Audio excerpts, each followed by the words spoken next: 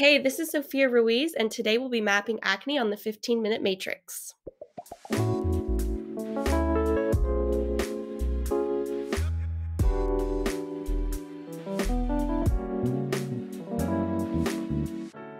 Welcome to the 15-Minute Matrix. I'm Andrea Nakayama, functional medicine nutritionist and your host. This is the podcast that brings you bite-sized insights and lessons on the clinical relevance of the functional nutrition matrix, the most important tool in functional medicine and functional nutrition. The matrix is so important not only because it invites us to stop and assess, but also because it reminds us of three very important factors in our care, recommendations, and outcomes. Everything is connected, we are all unique, and all things matter.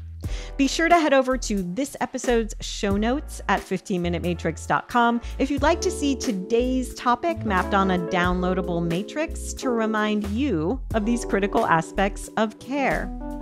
Today on the 15-Minute Matrix, I'll be speaking with Sophia Ruiz. Sophia Ruiz is a holistic esthetician with a passion for empowering and supporting women through their acne journey.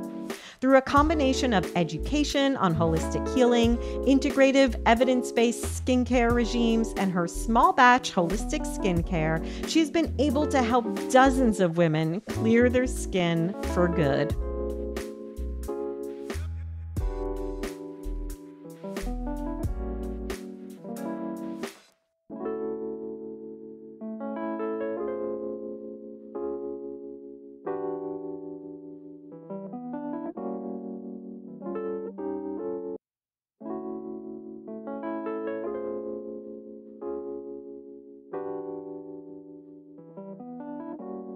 Hi, Sophia. Welcome to the 15-Minute Matrix. Thank you so much for having me. I'm so excited to be here. I'm excited to be here with you. I love watching you on Instagram. You really make the acne journey fun and down to earth, even when it can be like a total struggle. I had acne so bad. I had cystic acne. I'm way past that time in my life, but I didn't have anybody like you to guide me through this journey and make it like real.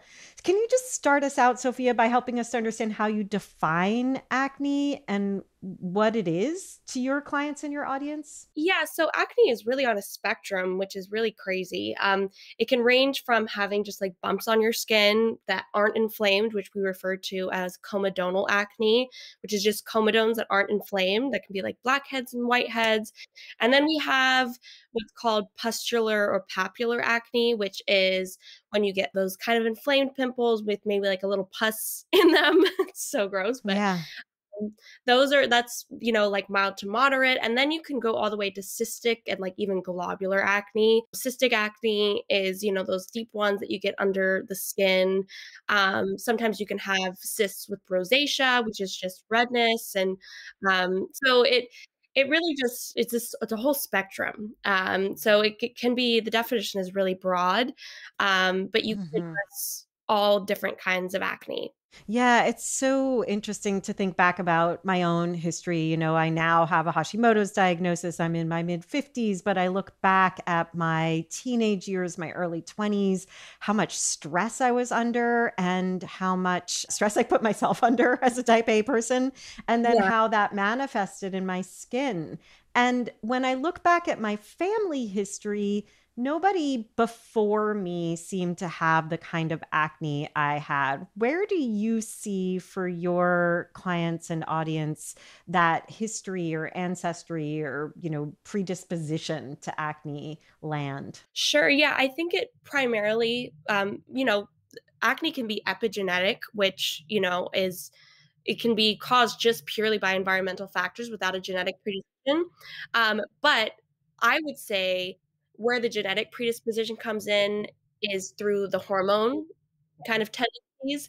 So a lot of women, especially with acne, will have elevated levels of male hormones, and everything from your gut to your liver detoxification to all of these different factors that we often, especially the gut, you get it from your mom, all the microbes from your mom when you're breastfed and through vaginal birth. And so depending on your mother's microbiome that's directly transferred to you. And so that's really where the predisposition comes to through the gut and through what you've inherited from your parents in terms of like liver detoxification, even where you grew up. Sometimes there can be a connection there. And that really will determine your predisposition to developing excess male hormones, which can then directly contribute to acne. Yeah, so many good connections there. It brings us to the center area of the functional nutrition matrix where acne kind of falls in every area. You're talking about the gut and the gut microbes. Of course, it is inflammation, right? Yes. Yeah. I mean, the root cause of acne is 1000% inflammation and free radicals, which are directly interlinked with inflammation. They're like in a feed forward cycle where inflammation causes free radicals and then free radicals causes inflammation. Right. So the anything that can inflammation or free radicals is going to be related to acne. So yeah, it's really looking at your matrix. It's everything on the list, basically. Yeah, we can tick around. I mean, we'll come back to environmental inputs because that's that epigenetic Yeah. factors that you were talking about. You mentioned the free radicals, Yeah. detoxification. Skin is one of our biggest detox organs, right? Yeah, and what's really interesting is that the skin is like a bidirectional detox organ. So, you excrete toxins that, they go from your liver into your blood, and then, through sweat, you're able to excrete those toxins. Well, the skin also interfaces with the toxins in our environment directly. Right. And it's so interesting because those CYP enzymes that are in your liver that help to detoxify compounds, that we come in contact with, those same enzymes are actually in the skin. So your skin is also like an actual detox organ where it detoxifies the pollutants that it comes in contact with in the environment. And so and actually that can actually be a trigger for acne as well, because you have these CYP enzymes that when they bind with these toxins, they release free radicals as a byproduct. And so that can directly contribute to acne formation through different cellular signaling mechanisms. And it basically is telling your skin cells like overproduce and proliferate. And then when those skin cells reach the skin surface and then they have to be exfoliated off, it can kind of be too much for the natural exfoliating mechanisms of the skin.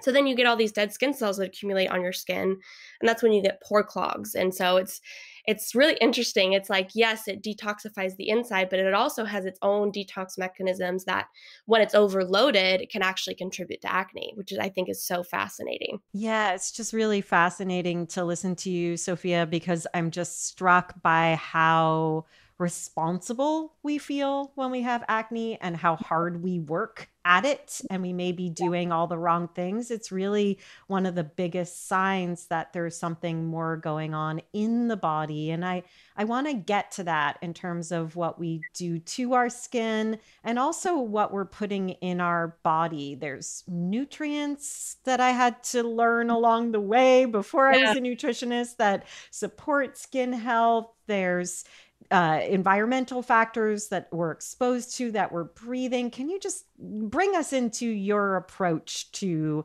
addressing acne from the inside out? Yeah, so it's so funny because you can think of almost any nutrient and there's some sort of mechanistic connection to acne, but there are definitely some really, really crucial ones that I think are so important.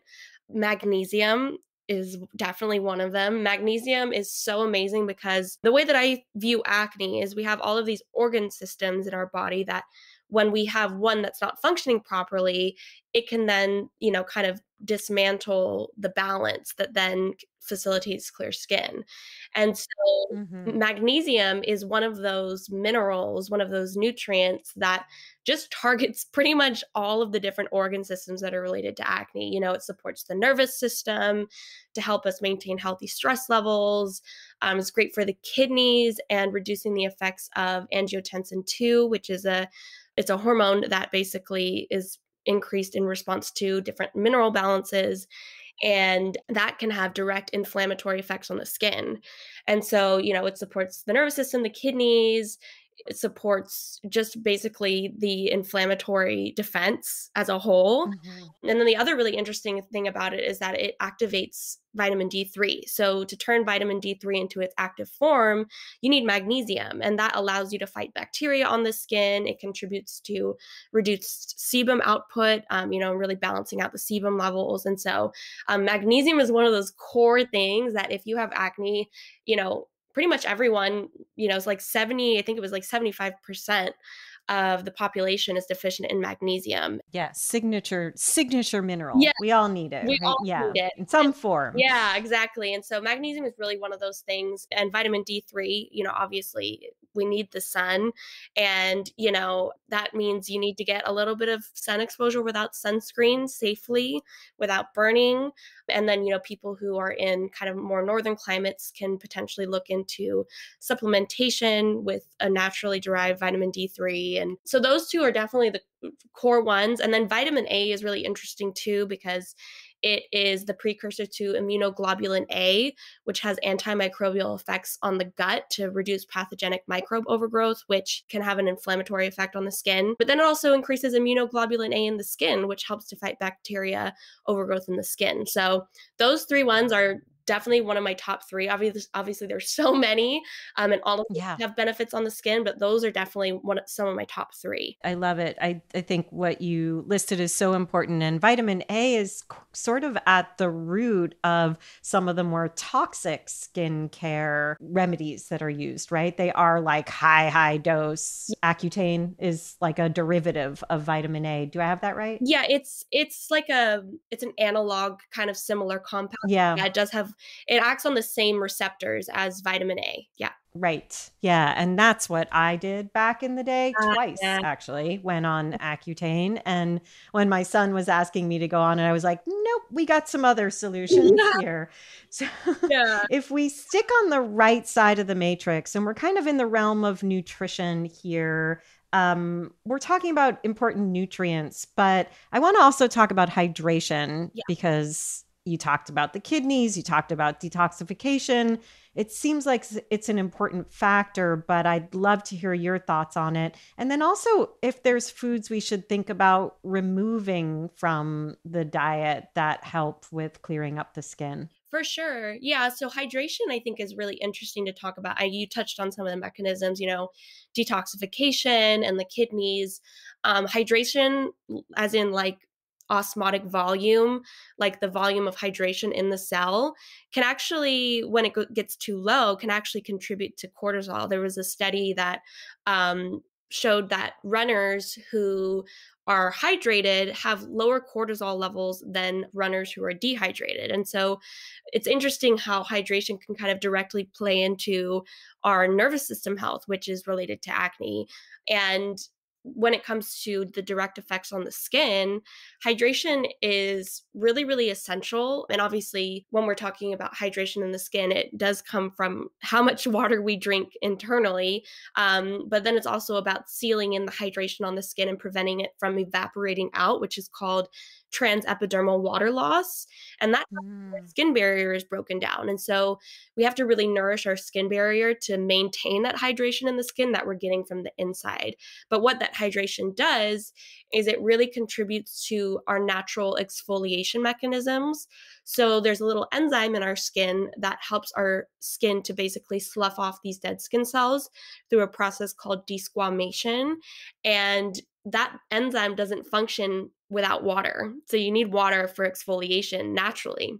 So, and that can help from with everything from aging to acne, just to overall skin health and look and feel, which is really, really cool. Water is so amazing. um, Yeah. but Yeah. Incredible. yeah, but in terms of foods to remove, one of the top ones I would say, and I'm sure you would agree with this, is vegetable oils, industrial processed Hmm. oils. They can have inflammatory effects on the gut, on the liver. And when they, are kind of incorporated into our cells, the unoxidized omega-6 fatty acids that are so high in vegetable oil, they can actually, when we have these inflammatory reactions to certain things, they can actually add fuel to the fire and make this inflammatory reaction worse. So across the board, vegetable oils, I think, are like the number one thing. Like if you do nothing else, if you remove vegetable oils, that will greatly contribute to clear skin. But one of the other ones that I think is probably a little bit more controversial is saturated fats. Not that you should Hmm. necessarily remove them, but studies have shown that high loads of saturated fats without other fatty acids like omega-3 fatty acids and omega-9 fatty acids can actually, if you consume them without those other fatty acids, it can actually contribute to excess male hormones in women with PCOS. And then you also have, this when people have gut issues, saturated fats have what's called a lipid raft, and they basically take the outer membranes of pathogenic bacteria called lipopolysaccharides, which are also known as endotoxins, and they basically just hitch a ride on these lipid rafts, and then the saturated fatty acids take them all throughout the body and can kind of elicit like an inflammatory reaction systemically, which can then contribute to acne. And studies have shown that acne patients actually have a higher sensitivity to lipopolysaccharides, which is from that suggests that basically acne patients have leaky gut. Right. So, but it's interesting because saturated fatty acids in the absence of leaky gut can kind of create like a pseudo leaky gut where you have these endotoxins that aren't necessarily escaping the tight junctions of the intestinal tract, but they're actually hitching a ride on these lipid rafts. So it's not to say that saturated fatty acids are bad, not by any means, but when they're not in balance with, these other fatty acids like omega-3s and omega-9s, they can actually potentially contribute to acne through the hormones and through the inflammation that can happen after you eat them. So it's a really interesting and kind of controversial topic, but I've seen people who have been on high saturated fatty acid diets. It's kind of like it's kind of one of the things to do right now is to cut out all Yes. polyunsaturated fatty acids and just consume saturated fats. And I've seen people who have come to me and they've been like, I'm doing this specific diet that is all saturated fats and I'm still breaking out. My hormones aren't balanced. I feel as, the worst I've ever felt. And I'm like, oh, the saturated fatty acids.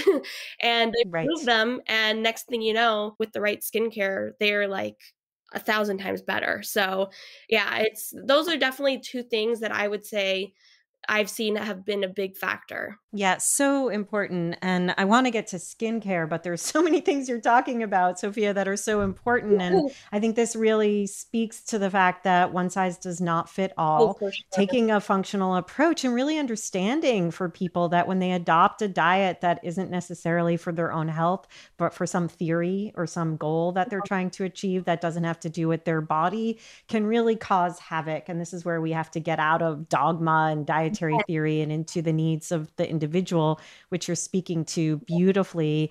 I have to say, I don't know what your thoughts are on refined sugar and skin. I know for my son, and he's 20, probably doesn't like me talking about him. But one of the things that he recognized, because he grew up not eating sugar at all, that was how he was raised. And then at a certain point in his, young teens, Yeah. decided if it was gluten free and if it was vegan, just because we were dairy free and it had sugar, no big deal. Yeah. And so he would get like homemade treats. We live in Portland, Oregon, you can find that stuff. Yeah. And then he would notice that if he didn't eat the sugar, he would have less breakouts. So he naturally made that decision. And as a result, his sweet tooth, he doesn't have a sweet tooth. If I make baked goods, he doesn't choose them. But what do you see as that connection that he kind of naturally found in his own tracking? Bravo for him, by the way, as I tell this story. Yeah, good. That's so good. Most Good people boy. do that on their own. That's so good. Yeah, the refined sugar, I mean, it's a huge player. I think it varies from women to men. For women, refined sugar and spikes in insulin and glucose can directly contribute to male hormone production, whereas in men and women, it's just a different mechanism that can potentially overlap with that. You have what's, called advanced glycation end products, which is Yeah. what are produced in response to elevated blood glucose. And those don't just contribute to acne, they also contribute to aging. Yes. But they're oxidative, so they create free radicals, and so that's definitely one of the mechanisms by which acne can form in response to refined sugar, and potentially some increases in insulin-like growth factor one. Studies have shown that that might be related to acne, but it's kind of controversial, the IGF-1 thing. It looks like it's more of an issue for teen acne, but not so much adult acne. So Hmm. potentially it could cause refined sugar may be more of a problem in teens as opposed to, Yep.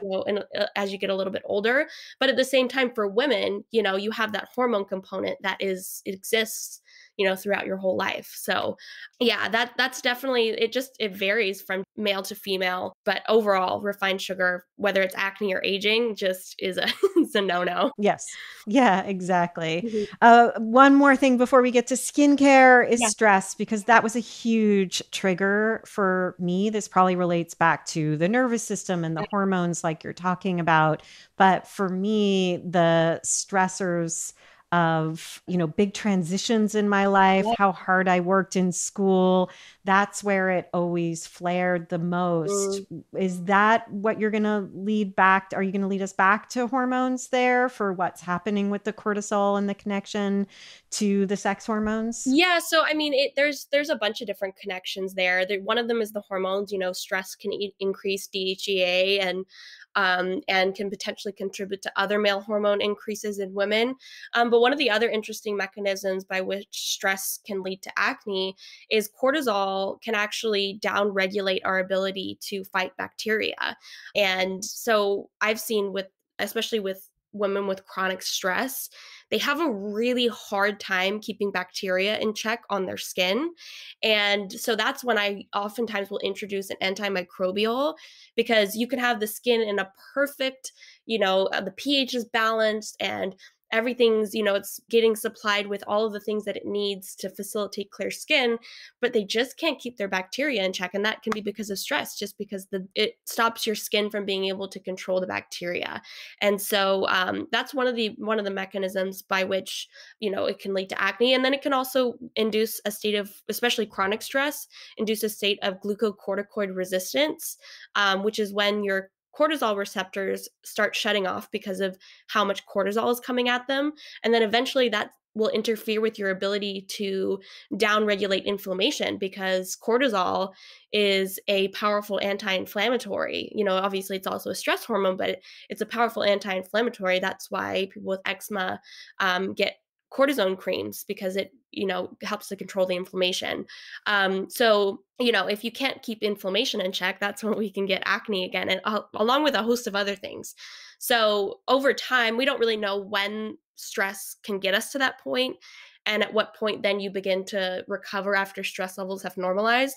But we do know that it's a potential issue. Really well said. You're such a smarty pants, and we will definitely link to your website. I want Yeah. to ask you before I let you go about skincare. What should we be looking for that we put on our faces, particularly, but there's other areas of the body that can get acne too. So, what should we be looking for? Yeah, so I think one of the core things that we should always be looking for is well, there's two things that I think are the most important, and then having our body be able to utilize those things is another, you know, component of that. But linoleic acid, which is an omega-6 fatty acid that's found in seeds and nuts, that has been demonized, but in its whole food form, pure, beautiful form, it's actually quite healing to the skin, and it's what Yes. repairs our skin barrier and makes sure that pollution doesn't get into our skin and cause inflammation and aging.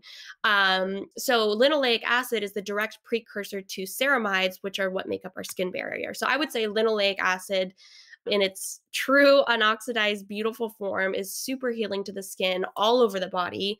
And then also I think anti-inflammatories, however that, whatever form that comes in, whether it's, plant compound or it's vitamin E or it's CoQ10, these fat soluble anti-inflammatory ingredients, which our skin is a fatty organ, so it needs to use fat soluble compounds. That's what it likes the most. That basically helps to prevent both acne and aging. And then also just, keeps your skin in its most beautiful true form when inflammation is only at the level that it needs to be. And so by using these anti-inflammatories, we really ensure that. So the two together, I think, are just beautiful. Beautiful. I love it. And for the linoleic, things like evening primrose or borage oil, would that be examples? Yeah, so borage oil is actually, it's rich in linoleic acid and one of its enzymatic byproducts, which is called gamma linoleic acid, which is even more anti-inflammatory, so even more beautiful. But you can get linoleic acid in things like black seed oil, rose hip seed oil, raspberry seed oil, prickly pear seed oil is a really good one. Anything with high linoleic acid and lower oleic acid is going to be great for the skin. This is so good, Sophia. What a great conversation. I kept you longer than usual because you had so much to share. Thank you so much for joining us. And I really encourage everybody, we will link to both your website and your Instagram, but thank you for all you share every day. So thank you so much. Thank you for having me.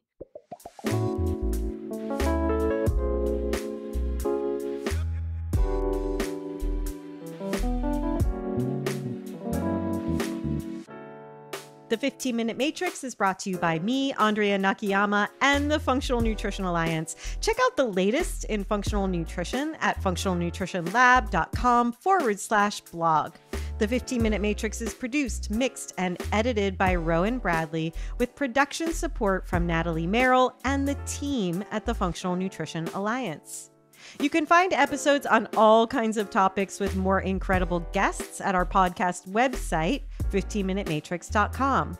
And if you'd like to be notified by email each week about our podcast releases, head on over to 15minutematrix.com/notify. Also, please feel free to get in touch with us. We would love to hear your thoughts, your feedback, and who you'd like to hear next on the podcast. You can email us at ask@15minutematrix.com.